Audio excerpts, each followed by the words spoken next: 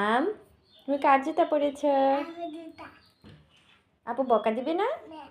দিবে না? হাঁটো দেখি আপুর জুতা পরে। হাঁটতে পারো আপুর জুতা পরে? তোমার বড় হয় না? হ্যাঁ, বড় হয় না আপুর জুতা? বেবি কি করো? দাঁত ব্রাশ করো? বেবি কি করে? বেবি চলে গেল। বেবি জুতা খোলো। কেন? হ্যাঁ, কি হইলো?